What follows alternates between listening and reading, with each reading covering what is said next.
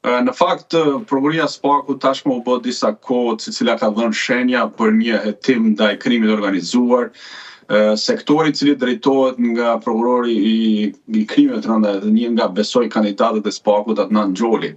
Ajo çfarë ne tashmë edhe dihet se në Shqipëri fatkeqësisht shumica e investitorëve strategjik, po themi, ose një pjesë e caktuar e tyre vjen nga bota e krimit. Fakti është që edhe në raportin e Departamentit të Shtetit në lidhje me investimet në Shqipëri është teksuar specifikisht që vazhdon në Shqipëri krimi organizuar të bëj pastrimin e parave në investimet në ndërtim. Është specifikuar gjithashtu që është një, si të them, kapitali i përgjithshëm, i paligjshëm, i cili hyn në Shqipëri, ka një tregun përmes ndërtimit, pra për shkak se nuk provohet që ka kreditim të bizneseve apo të investitorëve në ndërtim, por provohet sipas edhe raportit të Departamentit të Shtetit Amerikan që investimet ose investimet e larta në Shqipëri rrjedhin si pasojë e trafikqeve të ndryshme, trafikqeve të drogave, të klandestinëve apo trafiqe të paligjshme që bëhen dhe të cilat vijnë nga investorë në Shqipëri. Pra duke shtrembruar edhe vetë konkurrencën. Ajo se çfarë ka ndodhur ditët e fundit është fakti që ne të gjithë e dimë që në Shqipëri shumë njerëz janë zgjuar në mëngjes të pasur, janë zgjuar në mëngjes pronar pallatesh, janë zgjuar në mëngjes, po themi, investitorë të ndryshëm në ndërtimeve të larta, të cilat vijnë nga të ardhurat të cilat sigurojnë ose kanë siguruar nga familjarët e tyre jashtë territorit shqiptar, apo edhe vetë personat të cilët janë kthyer duke investuar në Shqipëri. Mos harrojmë që ka qenë edhe vetë porosia e kryeministrit Rama, i cili thoshte që të gjithë në atë kohë, nuk e di, besoj e kujton, kur diskutoi për evazionin fiskal, ku ishte vetë kryeministri i cili stimuloi në një farë mënyrë grupet e strukturuara kriminale të sjellin para në Shqipëri për të investuar. Pra dhe ndodhja thuajse e njëjta gjë. Pra dhe sekuestrimet e fundit mendoj është si pjesë e një hetimi të mirë nga prokuria e SPAK-ut, e cila ka arritur të zbardhë persona, biznese apo individ të cilët nuk arrin të justifikojnë pasurinë e tyre. Mos harrojmë thimi që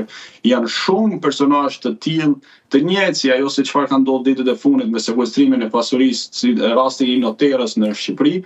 që dilte rezultonte që kishte një pasuri rreth 5 milionë euro, por kemi edhe raste të tjera që prokuria e SPAK-ut ende nuk ka vepruar. Mos harrojmë që kemi ish ministrin e Brendshëm Semir Tahiri, i cili u dënua penalisht dhe u njoftua nga vetë SPAK-u për rreth ndoshta tani arrin gati 3 vite që tha kemi nis një hetim pasuror ndaj bizneseve dhe të ardhurave të ministrit Brendshëm, dhe çfarë kemi ish ministrit Brendshëm dhe çfarë rezultati kemi. Akoma edhe sot e kësaj dite ne nuk kemi një rezultat konkret ndaj pasurisë së ish ministrit të Brendshëm, i cili nga informacionet që kam ka investuar në turizëm, ka investuar në kompani të ndryshme të cilat funksionojnë brenda territorit të shqiptar. Pra, mendoj që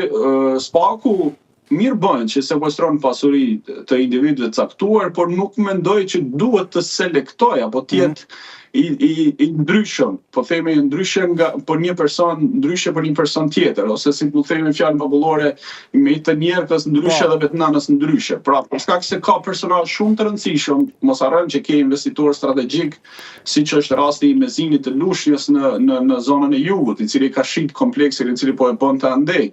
Kemi personazhe pafundësisht të tjerë që po investojnë në Shqipëri dhe nuk dihet burimi i të ardhurave. Pra SPAK-u, unë mendoj që në këtë pikë nuk është që ka bërë sa duhet, për shkak se edhe në raportin e Departamentit të Shtetit thuhet specifikisht që SPAK-u po ka godit, ka ndjek penalisht korrupsion në nivele të larta, por nuk ka shumë sukses ose shumë një hetim proaktiv ndaj personave ose të marrin iniciativë të vet, por ka edhe problemet e lidhje me konfiskimin e aseteve të paligjshme. Janë sekuestruar, thot në raportin e Departamentit të Shtetit, janë sekuestruar prona pasasi të ndryshme, por kur vjen çështja tek konfiskimi, ato ndryshojnë gjatë procesit, po themi para se të marrë procesin përfundimtar, sidomos kur shkojnë në gjykat, shumica e këtyre sekuestrimeve kalojnë ose ndryshojnë gjatë rrugës. Pra është dhënë edhe një kritik në lidhje me konfiskimin e pasurive. Pra nuk është që SPAK-u ka një sukses shumë të madh në lidhje me sekuestrimet e pasuritë apo konfiskimet e tyre. Ai sekuestrime ka bërë, puna është rezultati i konfiskimeve pak është mbrapa.